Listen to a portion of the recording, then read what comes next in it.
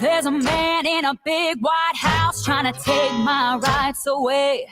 The women don't need me to tell them how they should behave. There's a man in a big white house trying to take my rights away. There's a man sitting on a bench trying to take my ring away. There's a man sitting on a bench trying to take my ring away. But he don't know my strength, 'cause he ain't never felt my pain. There's a man sitting on a bench trying to take my ring away. Hello, this is Dr. Stephen from Outclick Magazine. Today we're excited to talk to John Flanagan and Ashley Morgan from Faultlines. We welcome them today from Hollywood, California. Welcome to the program. Thank you, Dr. Stephen. Thanks for having us. Thank you for talking to us. We are down here in sunny but rainy South Florida, and you're out in fabulous Hollywood, California. Welcome. How are things going out there? Life is great in California. You know, can't complain. I'm living in Joshua Tree right now, and it snowed last night, so I got to feel a bit of the season, which we really, you know, like you guys, we don't really get seasons here, so that was kind of fun. But here in Hollywood, I drove in this morning, and it's just palm trees and sunshine. And it's Hollywood, California. Yeah, it's gorgeous. All right. So we were chatting earlier before. The name of the group is Faultlines, which is normally 2 words. You made it 1 word. Tell us, how did you come up with the name Faultlines? This is a fun story. Yeah, well, I took a little bit of a liberty. I saw that obviously it was 2 words, and I thought, you know, I'll create this sort of neologism. I'm going to slam these 2 words together into a new compound word, and it comes from a lyric that I wrote but never used. And the lyric was, "We're living on a fault line, but I always take the blame."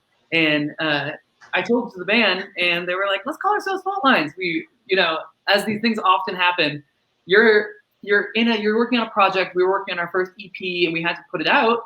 And we didn't have a name yet, so we just kind of argued for like 48 hours. We could call ourselves this, we could call ourselves that, we could call ourselves, and that was the one that stuck. I think that's great relationship advice. Whatever it is, if you're on the fault line, just take the blame. I think that's great relationship advice to start the show off with. Tell us a little bit about your music. What's the flavor of your music like for people who are just getting introduced to you? Well, we're a folk pop band, so we typically have some signature 3-part harmonies pretty much in every song.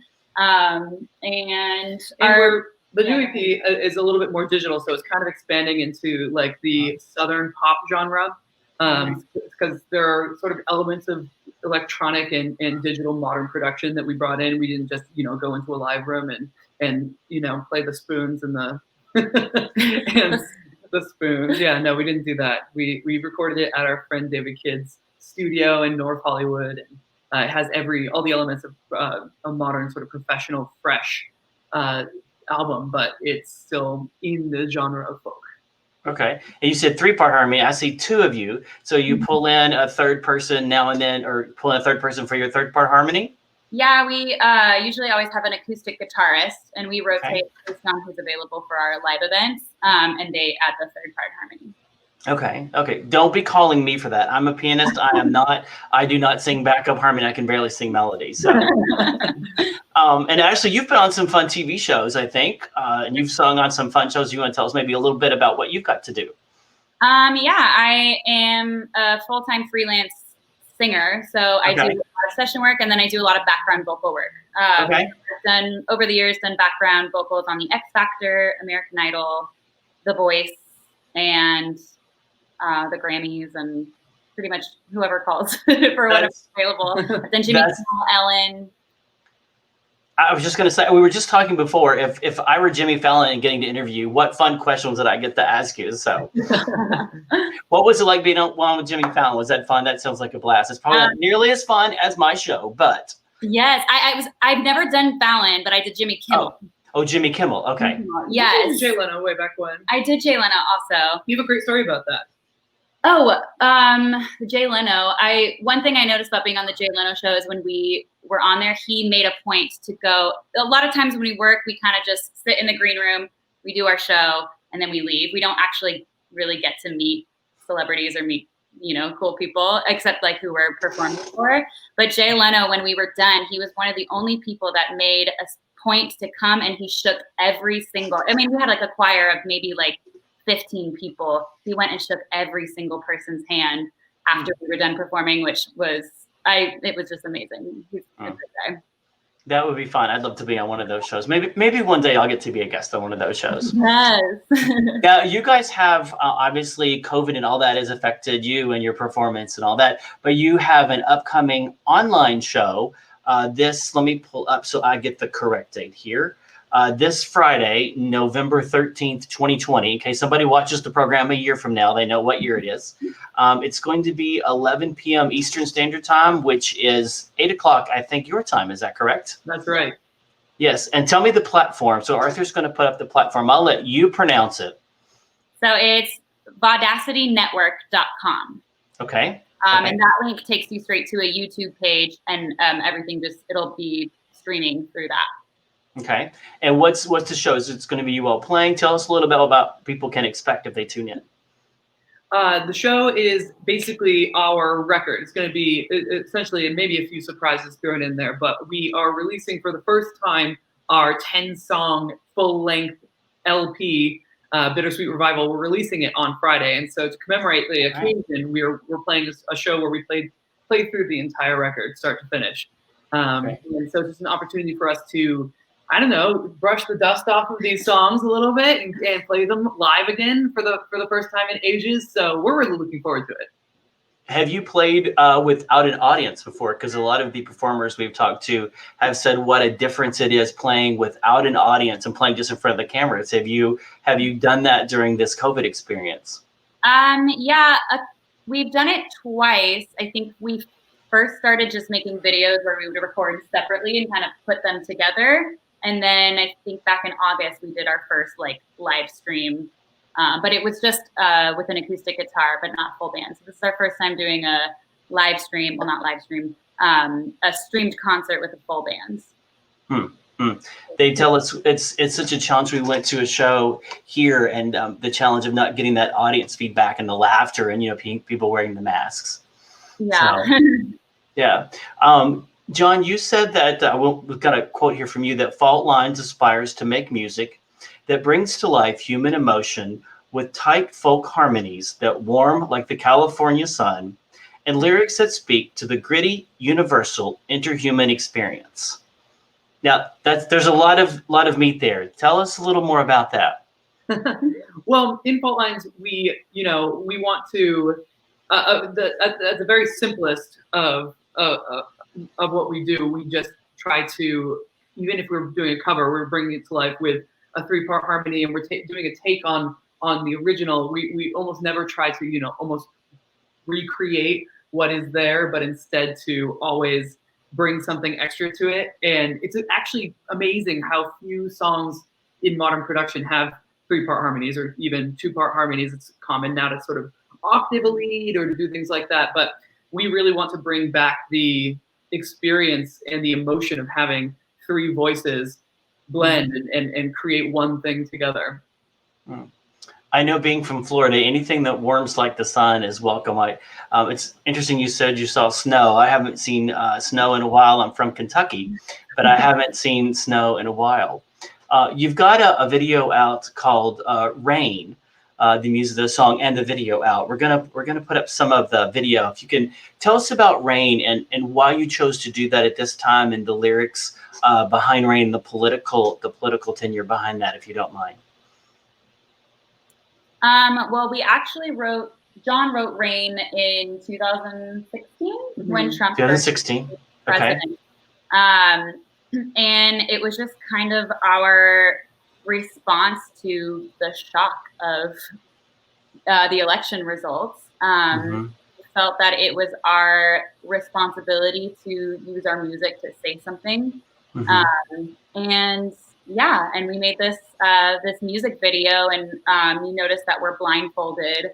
That's just kind of symbolic of blind patriotism. And as we all sing our verses and become aware of what's happening around us, we kind of like wake up and take our blindfold off. Yeah. Yeah. And what has been your response? What has been the response since in the 4 years that this video has been out? That you said it was in 16 that this came out. What's been the response? Obviously, things have changed dramatically in the last 48 hours. What's been the people's response? Because this is a strong message that someone's trying to take away our freedoms and our liberties. The coolest responses have been from people who said, you know what, I didn't think, we've had this a few times, it's been really interesting. We've had people come up to us and say, I wasn't really thinking what I was doing with my vote. I wasn't really thinking how this was going to affect human rights and how this was going to really diminish the work of the previous political administration in that, the justice system, of course, allowed for a marriage equality. And we had the Dreamers Act passed, and then every single one of those things sort of seemed to come under fire during Trump's administration. So it's really, it was the thing for us is that of course it's pissed people off, and of course it's also inspired people who share our views to it's whipped them up into a frenzy and made them even more politically vocal and politically active. But it's the people who said, I never considered it that way, and rethought their political alignments because of it, that has been, for me, the most rewarding response and reaction to the song. People have had more interest in politics. If one silver lining, people have had more interest in politics in the last 4 years than they probably ever have in American history, maybe, and have been.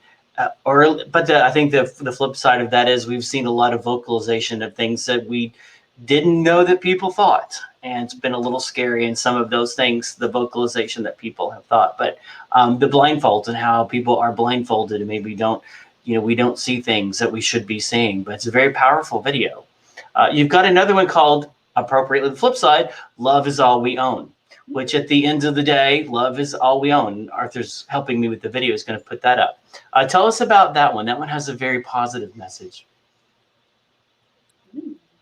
Our entire album, Bittersweet Revival, it is politically charged, but the main message of it is a message of inclusivity and just loving and being open-minded. And so what we wanted to do for this video is we have people from all different walks of life and different races and different orientations all coming together using sign language, ASL. And I just think it's a powerful message and a reminder. My heart is calling for the open road. My soul is searching for the sun. And again, you've got the sun as the metaphor, and it's so necessary now. What everyone is going through, that the love and the healing, I think that needs to happen, for our country and for our society.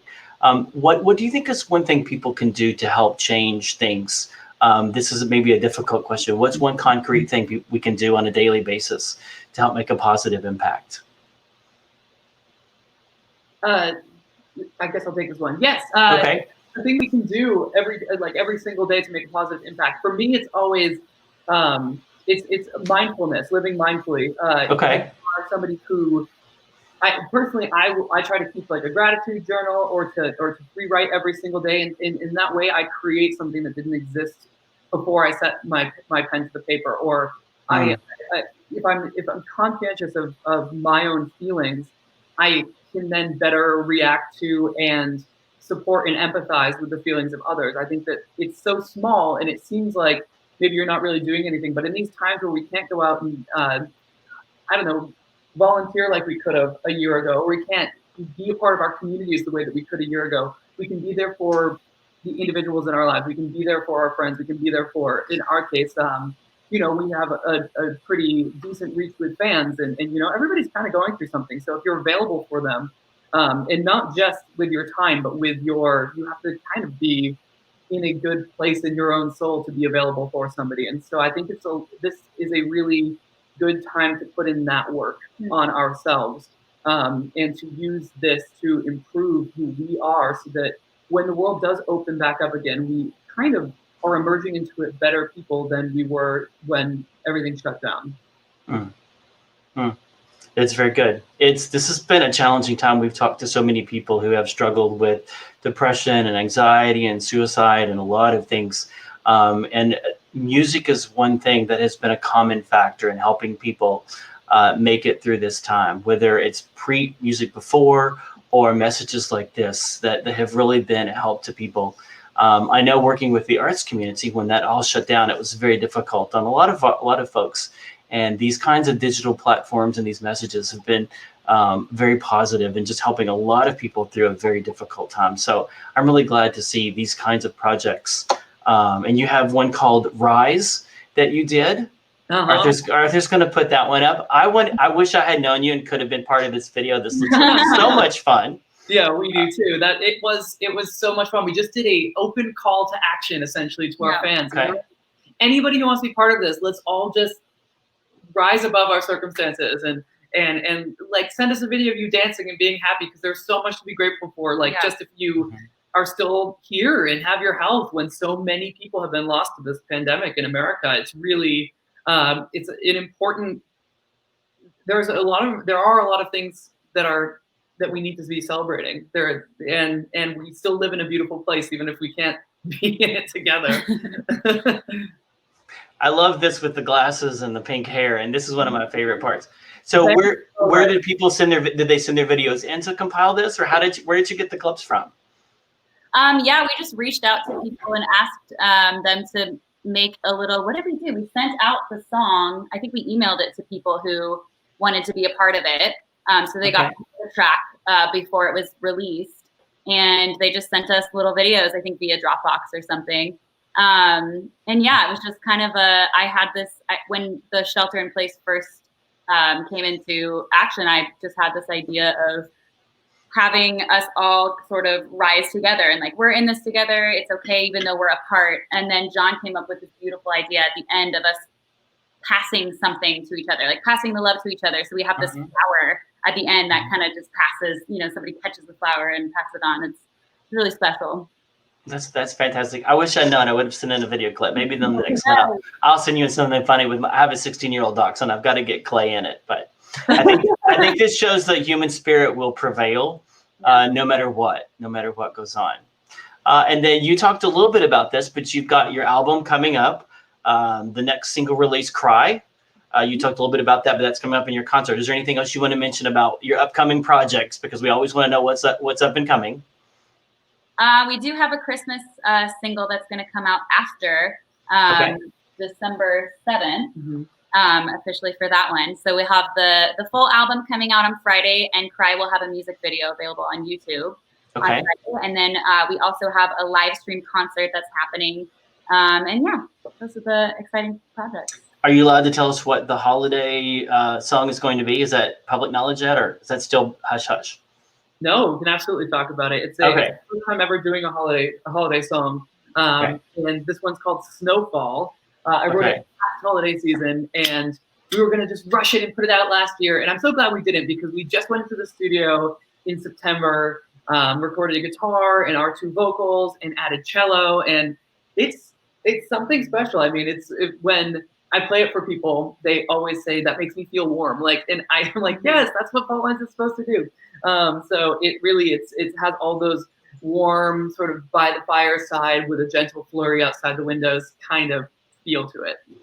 Well, that's cool. We look forward to that. One of the realizations I had was there's not going to be any big holiday shows and concerts at church and all of that kind of big stuff. So we are relying on you even more so to give us some good music videos and content this year to brighten the holiday spirit.